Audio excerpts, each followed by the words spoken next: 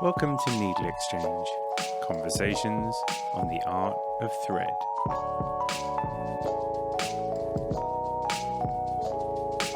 Meredith Woolnough is an Australian machine embroidery artist whose organic creations are instantly recognisable and simply stunning. Meredith's art pieces are a celebration of the beauty of nature and at the same time a technical marvel. We talk about her passion for science and nature, the pleasure she gets from teaching, and how her work is much like darning. If you love artists who use machine embroidery to make magic, then please share this episode with your friends and fellow crafters. NeedleXChange is on a mission to bring textile art to the masses, and by sharing the show, you really help that cause. Enjoy the show.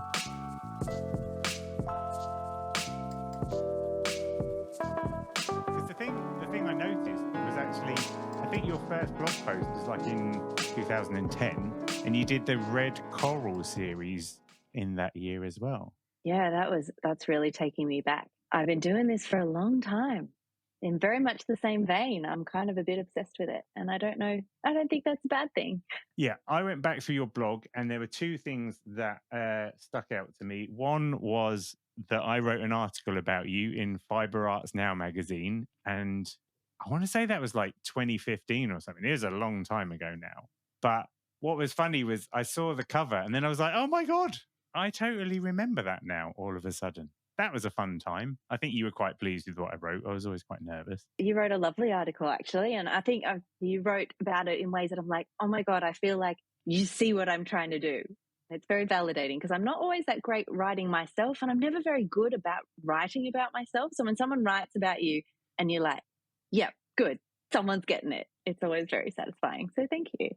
That's always a relief as well, because I'm like, I come from a position of no art education. When I was a kid, my dad taught at like our upper school, and my art teacher used to tell me how she used to bounce me on her knee when I was a baby. And for that reason, I didn't do any art at any point after a certain choice.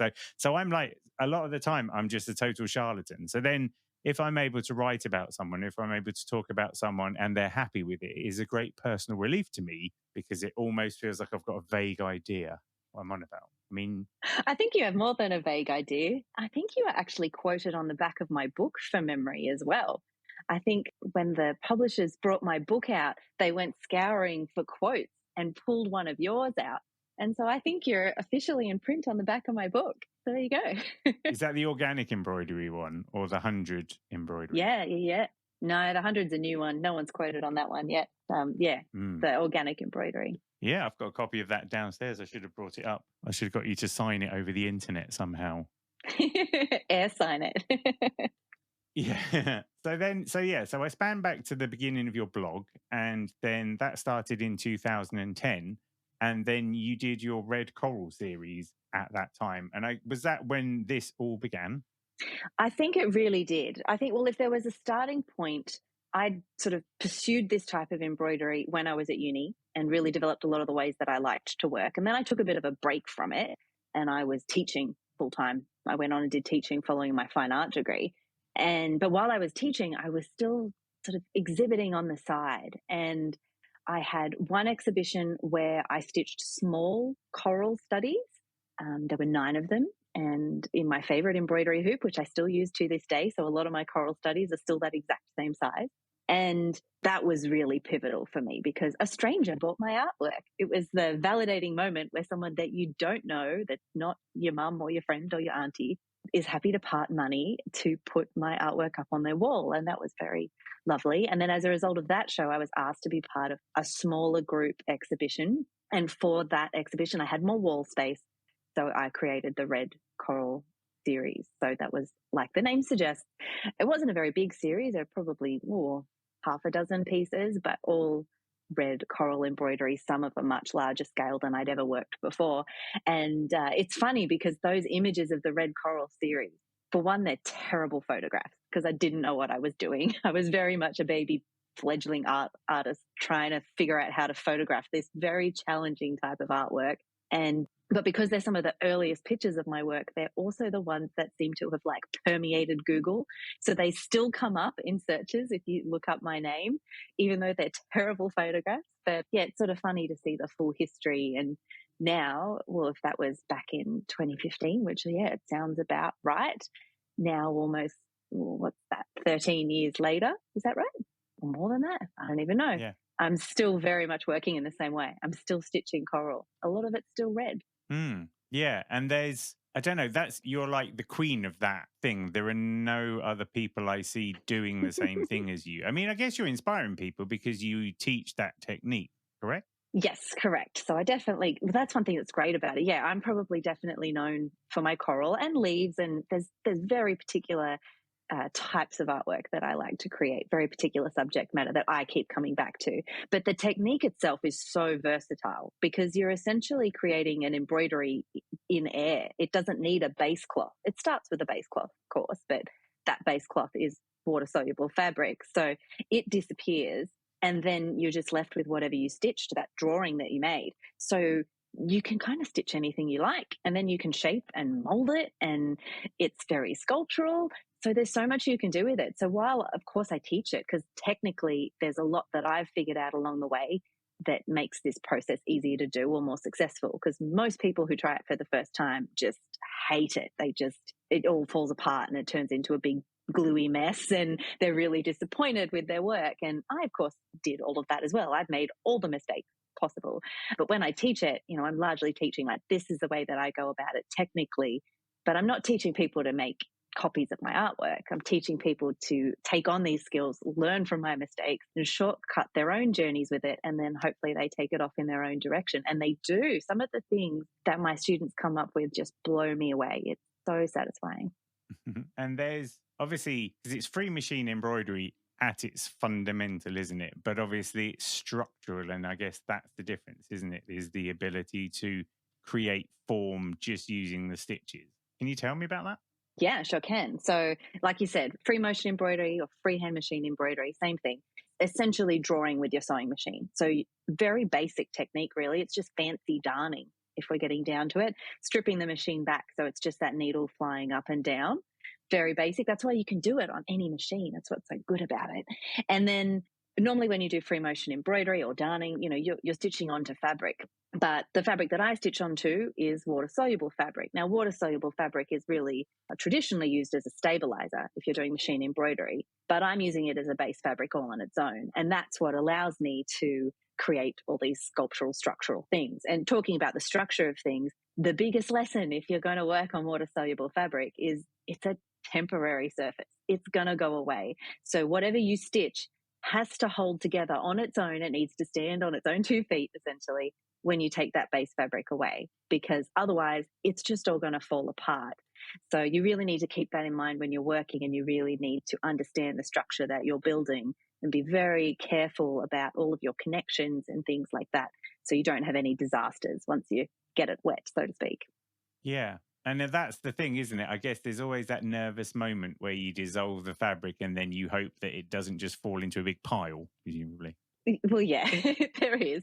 I actually find that dissolving moment, that's the magic moment. That's when the embroidery comes to life. It's essentially liberated from its base cloth, and you just watch it dissolve away in an instant, and it's really quite magic. But yeah, if you didn't have it well connected, that's also when disaster strikes.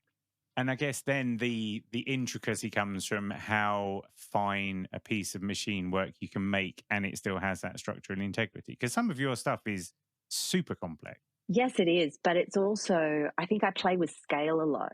I know if I want a nice solid line, a line that's going to hold up on its own and be kind of, strong and structural, I know the minimum thickness of line that I can stitch that will still do that job. So if I want to have a really complex design, I'll generally just stitch it really big. So if it's something like a leaf skeleton that's really fine, lots of internal veins within a leaf, even though the leaf specimen might fit in the palm of my hand, the final embroidery might be over a meter wide and on the wall, because I've enlarged it so I can get all the detail in the structure while still having the structural integrity in the embroidery itself. See, that's the trick. I think that Instagram-sized pictures, you're just like, how has she done that?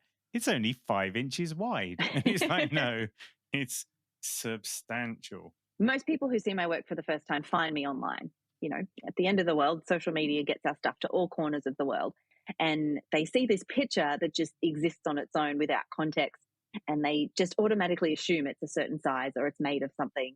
And then when they see the real thing, it's so different. And it's quite nice, really, because so many people who have seen my work entirely from photographs online, even images of framed work or works in progress, when they get in front of the real thing, it's so different to what they imagined. And often in a good way. They're always like, oh, it's so much more detailed than I thought, or it's so much bigger than I thought, or it's so much more delicate or more beautiful or more vibrant. It just goes to show, like, experiencing something in the flesh is still so different and often so much better in many ways than all these beautiful images we see online out of context. And in some ways that serves the purpose, because your work identifies the beauty in nature and some of like the substrate beauty in nature. And then to make it large scale amplifies that, doesn't it? Gives people a chance to pay attention to these things that we otherwise just breeze on past every day.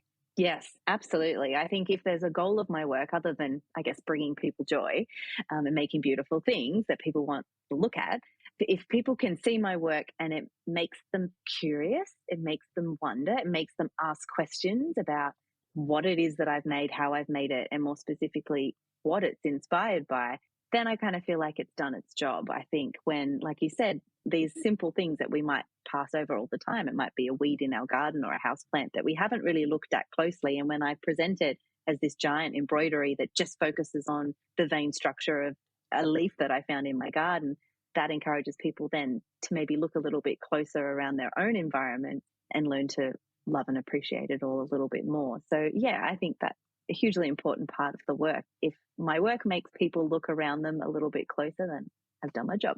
And you've also been involved in like legit biology projects. I'm sure I've seen stuff where you've worked with like horticultural organizations. Indirectly, I think I've been lucky to be involved in some exhibitions that have connections to the scientific community and sort of botanical gardens and things like that. So I love anything that brings art and science together. I'm a bit of a science nerd, and in my own research of my work, I really like to know all I can about the particular organism that I'm studying, even though that's probably not necessary to produce a nice embroidery. But it's important to me, and I think it's important to the work overall. I did a project, I don't know, after COVID, all the years just smushed together, where I worked with a scientist who studies cells. I was paired with a scientist to do an artwork in response to her work, and it was microscopic embryonic cell structures, which is so different from me and was actually quite intimidating. But it was so great to work with her and to learn from a scientist and learn a bit about her work and what she's all about, and then interpret that as an artwork. It was a wonderful project overall. Yeah. Were you interested in this stuff when you were growing up? Were you a bit of a sciencey kid? I think so, yeah. I've always grown up with, I think, an appreciation of nature. We were always quite outdoorsy as a family. We were always camping and things like that, and always bringing home pockets full of rocks and leaves and gum nuts. There was always that interest, and it was always encouraged. So yeah, that's always been there. And then it was really, I did a natural history illustration degree when I moved up here to Newcastle about 10 years ago. And for me, that was the perfect amalgamation of art and science. Again, it was a wonderful art focused degree that mixed in with all that natural history science stuff that I loved. So it just put me together with people that were obsessed with fungus and native plants and whatever else. So that was a wonderful environment and a wonderful community to kind of be a part of. I sort of felt like I found my people, my little like plant and animal nerds, and that was a very nice thing to be a part of. So that's really informed my practice over the last decade for sure. I did an interview with Kath Janes, and she does anatomical embroidery, so like cross sections of human anatomy. And she's gained some recognition within the, if you like, anatomical illustration realm, because, and it's interesting because her work has almost like an infographic purpose, because it's looking at things using false color to highlight different structures. And it feels like in some ways yours is similar, because these aren't necessarily whimsical creations, are they? You're trying to accurately reproduce these organisms. In some cases, yes. In some cases, I definitely see them as stitched specimens. Some are very realistic. So some of my leaf structures, I've literally mapped out individual leaves and then recreated that design in embroidery. Some are a little bit looser than that. Some are more inspired by my study of the patterns that I identified in certain structures, particularly with coral. I have pieces, like I have a solo exhibition that I'm working towards at the moment that's entirely coral focused. As you can see, I'm still very stuck in the coral. And some of those pieces are very, very true to a particular, not particular species, but a particular genus of coral. So that those particular structures that are found, and very true to those. So they're really stitched studies of those particular types of coral fans. But when you draw something for so long and you become so familiar with its structure, I can draw coral in my sleep now, certain structures. And sometimes that's just really nice to do. So there are definitely designs of mine that are just, almost invented coral structures. But if you looked at them, you definitely identify them as coral because I've spent so much time working with that, and they definitely have that flavor to them. So my work's a bit of a mix. There are some that are quite scientifically accurate, I suppose you could say, in some areas, and others are have a little bit more artistic license. Do you have certain organisms that bring you joy to make? Do you have favorite ones to make because of maybe the way they're made, or the way you can apply colors to them, or, ones that really shout out at you? Yes, definitely. So color is interesting that you mentioned the color. Color, like so many artists, is something that we're all drawn to. And quite often I will choose to study something because of its color. So I did a number of series of leaf skeletons that were entirely inspired by the color of those leaves. So some of the begonia leaves and things like that. I also did a whole series of eucalyptus small studies that all came together in sort of a muted rainbow, entirely based off the colors of fallen eucalyptus leaves, the ones you picked up off the ground, because it's literally like a sort of a slightly muted rainbow on the ground under pretty much any eucalyptus tree I tend to find here in Australia. And I just found that to be so incredibly beautiful. So created a whole series that just looked at color. So those are things that come out to me. But then when it comes to other organisms, obviously coral is a big one, in particular coral fans, largely because they're a structure that lend themselves very well to my type of embroidery. Like we mentioned earlier, you have to have a structure that's going to hold together well on its own. And a lot of my works are framed, and I have a particular method for mounting them, so they sort of appear to be floating like a little stitched specimen in the frame. And things like coral fans are generally very flat structures naturally, so they lend themselves really well to my type of artwork. So I go back to them again and again. And then also there's some shelled organisms. Particularly, I have a bit of an obsession with cephalopods that have shells. So cephalopods are like our octopuses and our cuttlefish and our nautilus. So there's 3 cephalopods that have shells, and I have created studies on all 3 of them because I just find them to be so wonderfully weird. And so those are things I come back to again and again. So the nautilus is obviously the most well-known one. Everyone knows what a nautilus shell is, and that's beautiful. I've done studies of the outside patterning of the shells and the internal structure. An argonaut is another one. That's also sometimes referred to as the paper nautilus. It's actually a little octopus, and the female creates this amazingly delicate egg case that it's called a paper nautilus because it's fine and thin like paper that she uses as a brood chamber to keep her eggs in. Really fascinating animal. And then the third one, that's one that people don't really know about very much, is a little tiny squid, a deep sea squid that's called Spirilla spirilla. That's its scientific name. So good they named it twice. And these shells are these little spiraled shells that you'll often find washed up on the beach.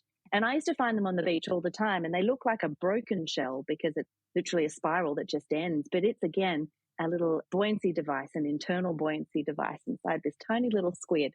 And again, I've done embroideries based on those beautiful structures. So I'm pretty obsessed with those animals. So happy to always revisit those.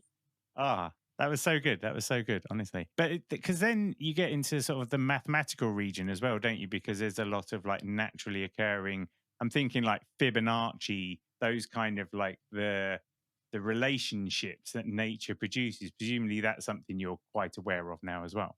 Yes, definitely aware of. It's not something that I map out in my work, but it's there indirectly. Anytime that you study the chambers in a Nautilus shell, for example, there's that golden mean ratio magic happening. So yes, there's something, it's a wonderfully beautiful, satisfying shape. So, that's why so many artists love to explore it, myself included. Because without wishing to get too like metaphysical, sometimes people think that there's no like meaning to life, or we're just random bits of chaos. But for instance, I don't know if you know Romanesco broccoli, like the mathematically perfect vegetable, where each piece is like a fractal of itself. That kind of stuff. I'm just like, well, if you want proof that there's some kind of God, there's a mathematically perfect broccoli for you. Yep, it's in your lunch. Yeah. Yeah, there's some wonderful things like that. Yeah, and that's just it. There's so many fabulous things. You could go past the humble broccoli and find mathematical perfection.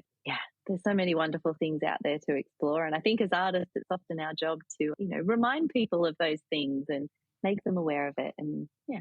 So then you did your first book, Organic Embroidery, which is very much this is what I do, this is how I do it, shadow mounting, gaze upon the magnificence of all of this.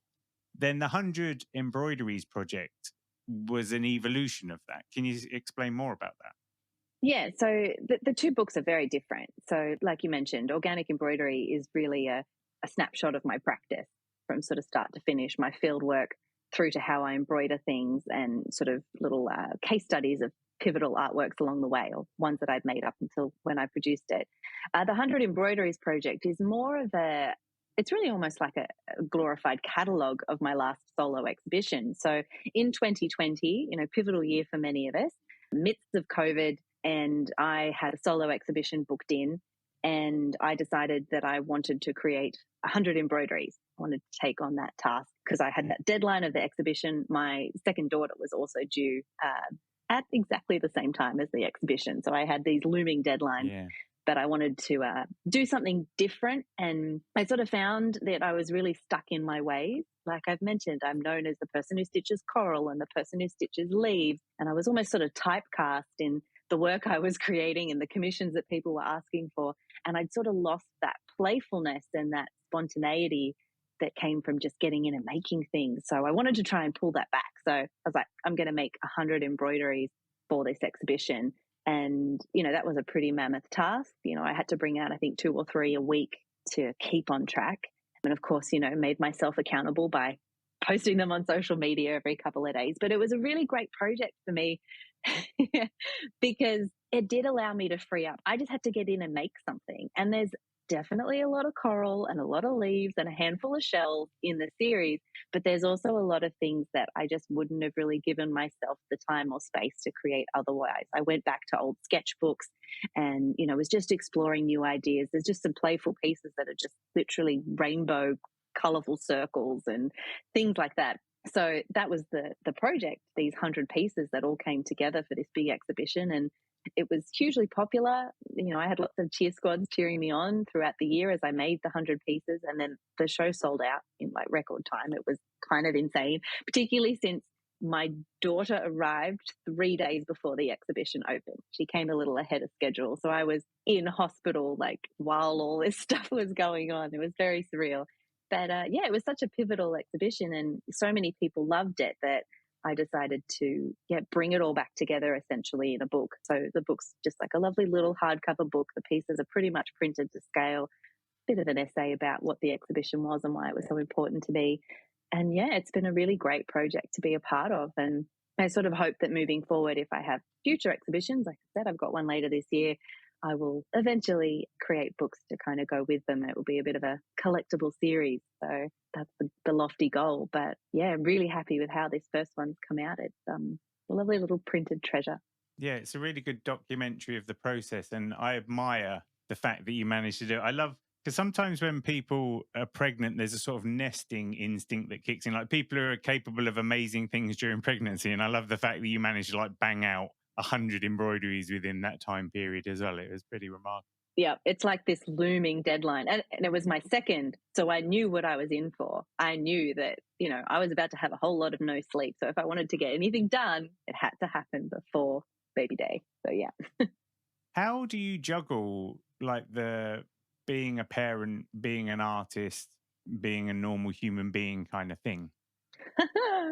As best I can. It is definitely a juggle. I think, like anything, it's just a matter of doing what you can and prioritizing what's important. I'm lucky to have a hugely supportive partner who, is very much believes in what I'm doing as an artist and is very supportive of that. And I'm also lucky to have 3 days of daycare. So basically, on my daycare days, I work, and the other days are filled with family and swimming lessons and play dates and all the usual mum things. And then you just fit life and yourself around in the little gaps that you can find around all of that. Yeah, I mean, a similar boat, I guess, because actually, I think your oldest daughter is about the same age as my oldest daughter. I've got a 6 and a 4-year-old. And I think there is something about it's nice to have the time to be there and hang out in these moments before like society takes away their innocence and then they hate you for like 8 years or however it goes. Oh, yes, I know, 100%. I feel incredibly lucky to have the flexibility that I suppose being self employed like this presents. So, for example, today, my daughter is in kindergarten at first year of school, and today was 100 days of kindergarten. And of course, they had a special assembly and invited the parents in, but I only found out about it yesterday because, the school's not that great at communicating, or maybe I'm not that great at reading all the memos. But, I have the flexibility that I was able to just be like, yeah, okay, shuffle things around and go into the studio a little bit later, but could come and watch her, sing the song and get the certificate on stage and then do the craft activities with her in class. It's really special. It is a special time. And she's still very excited to see me there. So, yeah, I guess I should hold on to that for as long as I can. So have you got a separate studio then? You work in a separate space to at home? Yeah, definitely. I learned quite early on that I don't work well from home. I just get too distracted by home and life and the washing and everything else. So I need to go to work. So I've had a studio out of home for at least the last 8 years. I used to be in a sort of a community art space, which was amazing. It was great to be surrounded by other artists because, artist life is pretty lonely. You're pretty introverted, so it's nice to feel like you have kind of colleagues in the job. But unfortunately, like so many of those community spaces, it was owned by the council and they sold the building. So since then, in the last 5 or so years, I've now got my own space that I rent on my own, and it's great. It's great to go into work every day. It's great to close the door at the end of the day and just know everything's there and not going to be disturbed by a kid or a cat or anything like that. And what kind of machines do you use? Like what kind of setup do you have? Do you have multiple machines? Because I guess your pieces are quite large, so you must need a fair bit of space to maneuver and stuff. Yeah, so I do have a number of machines, but probably not as many as you think. So this type of work can be done on any machine, any domestic sewing machine. And I used to work on a very old machine, older than me, very small, basic one, and it could still do very large pieces, but I have upgraded since then. So I mostly work on a long arm machine. So it's a Benina Q20, fabulous machine. So the 20 cents are 20 inches. So it's got a really deep head. It's made for quilting, and all it does is freehand. All it does is freehand straight stitch. So it does exactly what I need it to do, and it does it really well. And obviously it is a big table, so I've got plenty of space to move and spread out and put all my threads and everything like that. The only downside of it is that it only does straight stitch. So on the odd occasion that I'll need to do a different kind of stitch, so one of my designs, for example, I like to do a fine zigzag, I'll need to jump over to another machine then. And the machine that I tend to work on the most is another Benina machine. I love those. It's a 735. So it is a bigger machine, again, a bit more space to move. So they're the two main machines that I work on, and the 735 is what I'll take to workshops or things like that. Obviously, I can't take the giant long arm to workshops, but that's it. Yeah. But people see that big machine and think, oh gosh, it's this big fancy machine, and they think the machine does all the sewing for me. They think my work is pre-programmed. And then I'm like, no, it's just me moving that hoop around, just drawing with my sewing machine, just drawing in a weird way. Do you use any special threads or anything? No, just good quality machine embroidery threads. Quality is obviously important, so they don't snap every 2 seconds and drive you crazy. But, thread choice is entirely personal, depending on the kind of the finish that you want. But yeah, there's nothing fancy about my threads. Sorry to disappoint. They're just standard machine embroidery threads. It's just the conduit for your art, and your art is the thing that creates the beauty that makes us all cry. It's my palette. True. I do have lots of nice colors, which is important because I really like to blend them When you work, do you have music on? Do you work in silence? Do you take regular breaks? Do you do yoga? A little bit of all of the above. So I can't work in silence. I go crazy. I just will play the same 4 bars of a song over and over in my head. So I do tend to listen to podcasts or audiobooks when I'm working. And that's great because I can get lost in a story while I'm working and my hands are just kind of doing one thing and my brain's doing another. I do try to take breaks because, sitting in one position, particularly hunched over a sewing machine, no matter how well you've got it set up ergonomics wise, still takes its toll. So I do take breaks and stretch and all of that sort of stuff. Otherwise, I get very stiff and sore. And that's actually one of the reasons why I ended up investing in the long arm machine, because ergonomically, it is just so much better of a setup than what I had on the domestic machine. Because with a normal domestic machine, because of the way it's set up, it's designed so that you just need to see what's right in front of the needle as you're feeding fabric through it. But with freehand work, you're drawing and you want to see all around the needle. And sometimes it's hard to do that with the head of the sewing machine in the way. So I used to always stitch with my neck on a funny angle so I could see more. I'd get these horrible neck pains. And I'm like, I'm not old enough to have a messed up neck. So one of the reasons for investing in the long arm was because it's so much bigger and the head's so much higher. There's so much more space around it. I can see so much more. And as a result, I can stitch for so much longer. I can work for so much longer without getting sore. But regular breaks are important. I think that whenever I've spoken to students, usually, late teens, early 20s, I'm always like, please start stretching now. Please get up and look out of the window every 20 minutes, for the love of God, don't get knackered like the rest. It's quite easy, isn't it?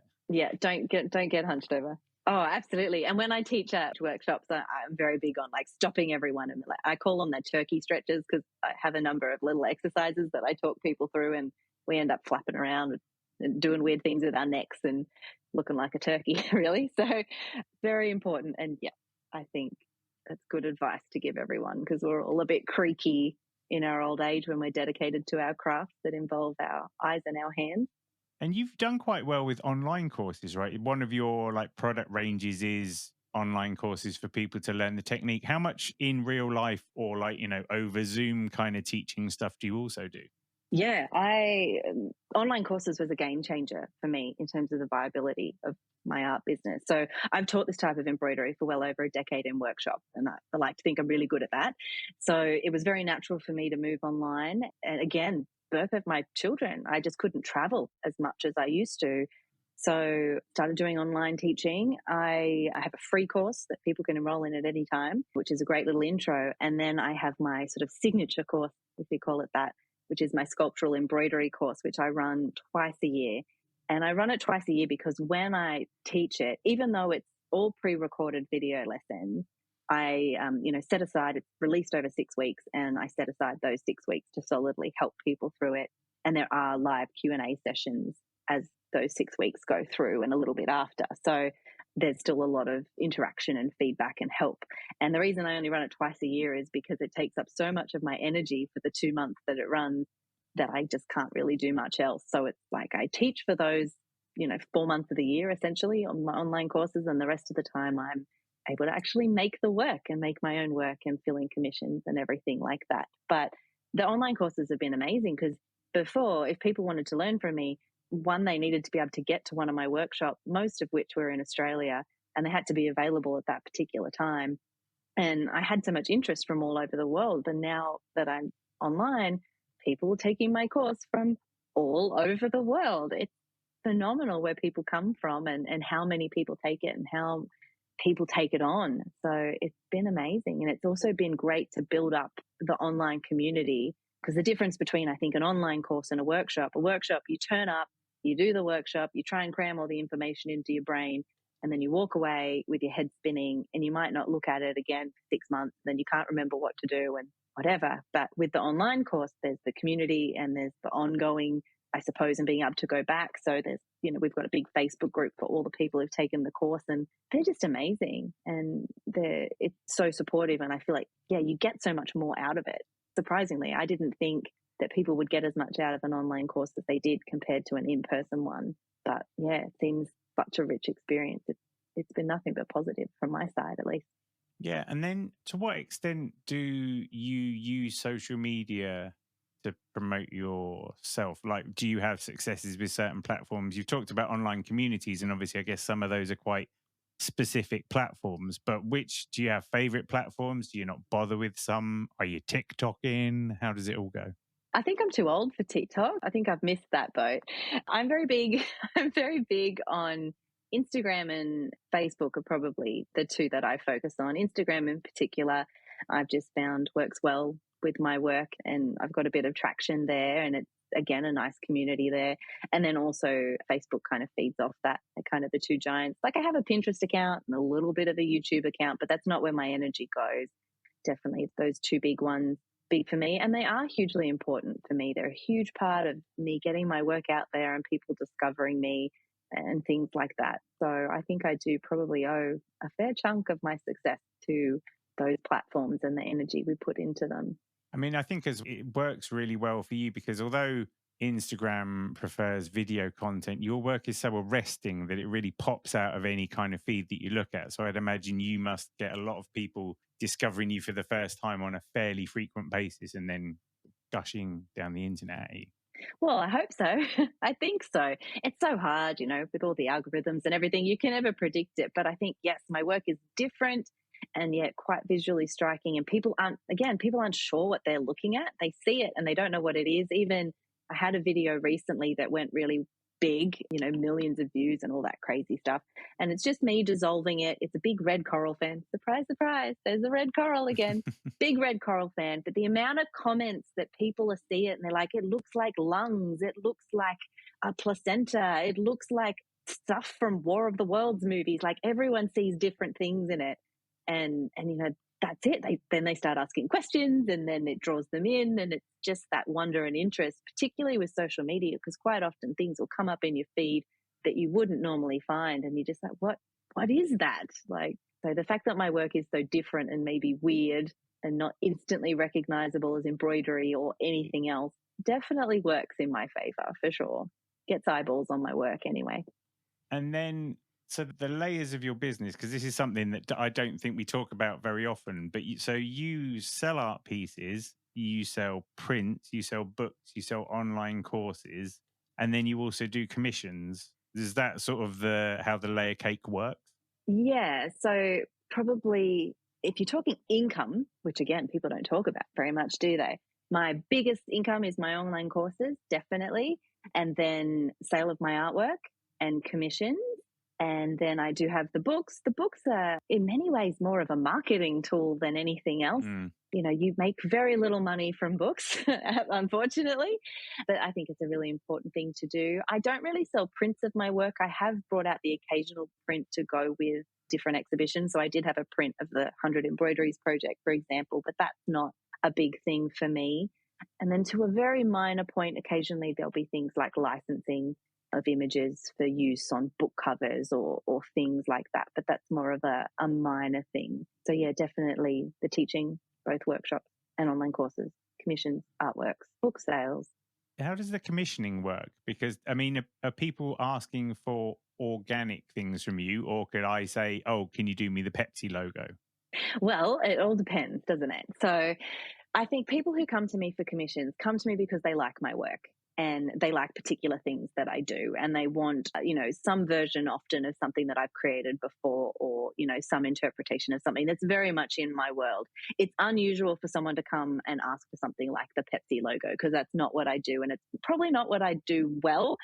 And I'm very honest with people. And I even say on my commissions page, like, I won't just take on anything, because if I don't think I can do it well, or if I can do it justice, or I can't, it's not something that applies well to my particular medium, because it's very particular things that work well with this. And there's probably a lot of things that don't work well with it.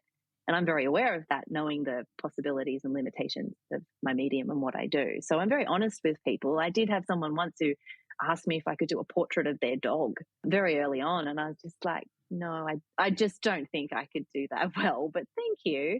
So yeah, most people who come to me for commissions come because they love what I do, and they're often wonderful to work with. They're very trusting of what I do. I've only maybe had one or two that were, needed a bit of education along the way, I suppose. But I have a 3-year wait list at the moment, which is insane. I actually feel bad that it's that long, but that's just the reality of it. I try to put aside at least a day a week to work on commissions, and a lot of the time I'm chipping away at them behind the scenes, depending on whether or not the person's comfortable with me sharing it on at all, whether or not anyone will ever see them. Yeah, it's a fun process. It can be challenging sometimes. Sometimes it can push me in new directions because, someone will want something that's in the realm of my work, but pushing it in a new direction. And sometimes that can be daunting. Sometimes that can be downright a headache, but often it ends up being definitely a worthwhile journey to go on, because even if things don't work out how you like, you discover a lot of things along the way. So. And I wondered that, and I wondered about the 100 embroideries as well, whether there were offshoots in different directions that are like piquing your curiosity, because you've been within the realm of organic structures for a long time. And I'm not saying you have to change from that, but I just wonder whether you can feel yourself being tugged in different directions. Oh, always. There's always too many ideas, never enough time. There are so many things that I would like to explore more. There are so many completely different areas that I would like to move in. But for me at the moment, it's a real juggle, particularly with the whole parenthood thing. At the end of the day, even though I think technically I'm working full time, really I'm fitting a full-time job into part-time hours. So there's not a lot of playtime for me anymore. I'm either working towards a commission, working towards a solo show where I literally just need to pump out work so I have enough to fill the gallery wall. And unfortunately, there's just not as much time for me to play and explore different areas at the moment. But that doesn't mean it won't happen in the future when I have more time. So I'm totally okay with that. And I'm still so in love with what I'm making right now. So I'm very fine with it. I'm a very happy and contented artist. Do you have any crafty stuff that you do outside work, at home? Are you good at baking or gardening or painting, decorating? I would love to have more time for all those things. I have an unhealthy obsession with some lotus plants that I have in my back courtyard. I live in a townhouse with the tiniest courtyard, but I make the most of it. And yeah, I'm particularly obsessed with some of the plants that I grow there. And during the summer months, if you ever follow me on social media, there'll be almost daily updates on the flowers of the lotus plant because I'm just obsessed with it. So there's bits of that. There's many other things that I love to explore. I do love to paint and draw. Again, it's just a time thing. Those things to do and to do well take a lot of time. And I barely have time to, breathe and make dinner and clean the toilet. So, if I can fit anything else in, it's a bonus. Nice. Do you have a favorite album? Yeah, you're really putting me on the spot with this. And I was thinking about it quickly. I was trying to think, I might not have a favorite album, but if there's ever artists that I can always come back to and always enjoy listening to, and this is going to be such an Aussie answer, but it's probably Crowded House. I just, always have time for Crowded House. Always love. Yeah. I saw them live a few years ago, and they're just one that whenever one of their songs come on, you're just like, oh, I love this song. So yeah, on the spot, they're, yeah. Are they one of because the thing is obviously they're very well known globally, and there are certain Australian bands that obviously break free, but I don't know, in the UK we're quite lucky because we're a tiny island with 1 billion different types of musical genres and various other things. So I just wonder is Australia like that, or is it a bit more disparate? Are bands like Crowded House steadfast, or are there lots of scenes, but maybe you're just not in a position to tap into them? Oh no, there's so many scenes. We're huge with music here, I would definitely say. And there's so many different types of music that I listen to as well. Crowded House is probably really old and daggy now, to be honest. But hey, maybe I'm old and daggy, and that's okay too. Do you find certain moods of music when you're working? Do you listen to certain types of music, or does anything go? Or is it dependent on the colors? Maybe you go a bit more classical for certain types of work and a bit more, I don't know, breakbeat for others? Not really. I actually don't listen to much music at all in the studio. Like I said, if I'm listening to something, it's normally an audiobook or a podcast. My music doesn't get much of a look in anymore. Yeah, that's a disappointing answer, isn't it? We all like to say the artists sit there and listen to classical music. But what about podcast recommendations then? What kind of stuff do you like to listen to? Oh, that's also a big, deep, untapped well. I quite like the ones where I'm learning something. I always like to come home and learn about random things. One of my favorite podcasts is probably Ologies, which is done by a wonderful lady called Ali Ward. And so what she does is every episode she interviews a different ologist. of some kind. And, it's this whole idea of asking smart people dumb questions. And even though, no matter what the topic is, it might be something really random like ants, it's still fascinating because you're talking to someone who's so passionate about what they do and loves it so much, and you just can't get caught up in their enthusiasm. And even the most benign subject is fascinating when you get to the core of it. So that's probably one of my favorites and one I recommend everyone listen to. No, that's a great one. I like to listen to people talking when I'm either walking the dog or if I'm driving. If I have to do like mundane things or admin, then people talking isn't too bad. But if I have to do anything that requires a bit of creative focus, then I have to kind of switch to music so that I don't get too pulled away from what I'm doing. Whereas I guess perhaps with yours, there's a certain automation to what you're doing so you can process what people are saying along the way. Yeah, definitely. Absolutely. So whether I'm drawing or stitching, unless it's something I've really got to concentrate on, admin computer work, a podcast is great because sort of half my mind is busy with my hands and my eyes, and then my brain is busy listening and absorbing whatever it is I'm listening to. Okay, favorite film? Favorite film, also a hard one. I'd probably go, and this might be unpopular, I really like Jurassic Park. It was one of those movies that I saw as a kid, terrified me, but also really made an impression. Yeah, I really like Jurassic Park. Go dinosaurs. My kids love dinosaurs too, so maybe that's why. You're going to be the 8th person I've interviewed in NeedleXChange, and Jurassic Park now represents 25% of all the film choices that people have made. No way. Really? Oh, that surprises me. Oh, well, there you go. It's obviously a mark of quality, that one. So, and then you are an avid reader, so book choices. This could be tricky. It's very tricky. It's very tricky. And I read a lot now. I'm part of a book club because that's how cool I am. But trying to think if I had a favorite book, again, like the Crowded House thing, if there's a book I can always go back to and enjoy, and this is a very British one, I really like Hitchhiker's Guide to the Galaxy. Oh, nice. Yeah. So it's just a light one, gives you a giggle, total escapism. I always like the Douglas Adams quote, I love deadlines. I love the whooshing noise they make when they go past. Yes. It's a shame, actually, because they made one Hitchhiker's film, didn't they, with Martin Freeman? But I don't think they ever followed up with the other books, did they? Which is a shame. No, I think they alluded to it. And I think it's a book that's so hard to reproduce in any way other than the book. And like any cherished book, no matter how well you make a movie out of it, it's always going to disappoint a lot of people. So, yeah, I know that the films kind of fell a bit flat. But, yeah, I think it's any cult classic like that. Did you ever see the British TV version of Hitchhiker's Guide with like the Zaphod Beeblebrox with like the very much cardboard head? I've seen bits and pieces of it, but I've never sat down and put myself through it, probably on purpose. Yeah, I sort of remember when it came out over here and it was like impressive at the time, but it's definitely one of those ones where you're like, wow, CGI has really enabled a lot of that stuff. So yeah, it's like the really early Doctor Who episodes that you look at now and you're just like, oh, what were they doing? So charming. Or when you see a big spaceship fly past and you can tell that that bit's a yogurt pot and that bit was probably from an airfix kit of a plane or something. And it's like, it's so good. Yeah. And then an interesting fact that maybe no one knows about you. Okay. Interesting fact that no one knows about me. I once had a summer job where I worked at Australia's Wonderland and I dressed up as Princess Fiona from Shrek for photo opportunities.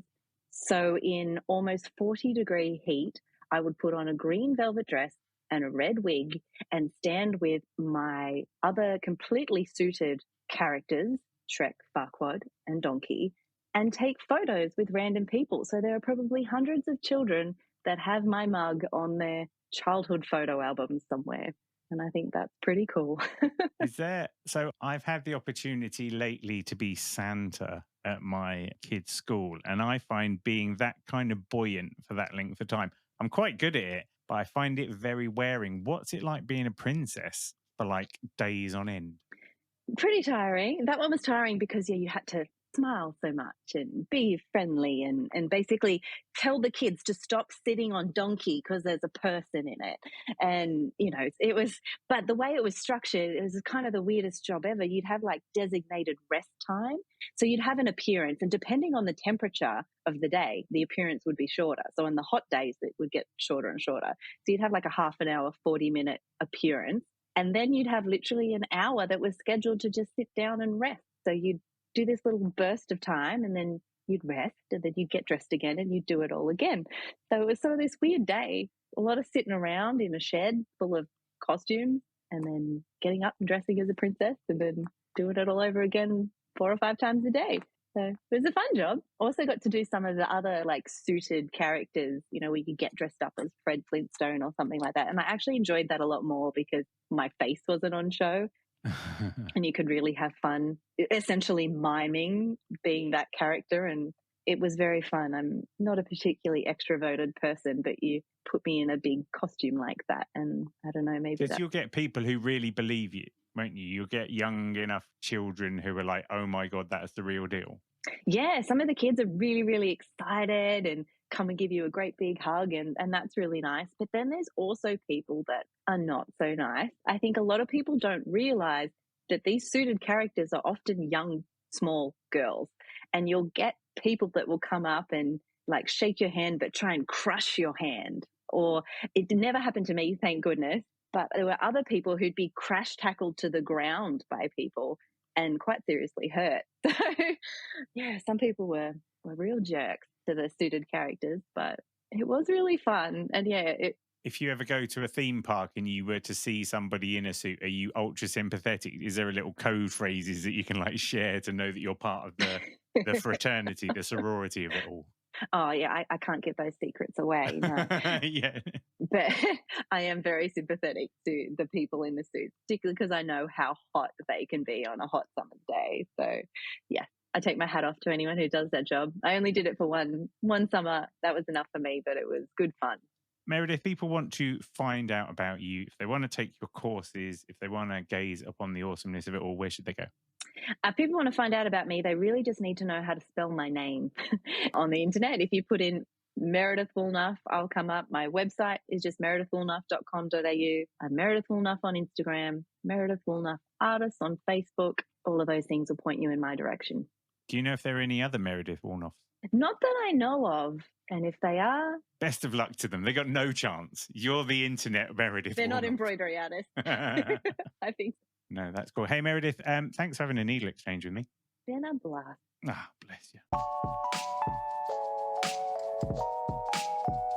Thanks for joining me on another Needle Exchange. I hope you enjoyed the show.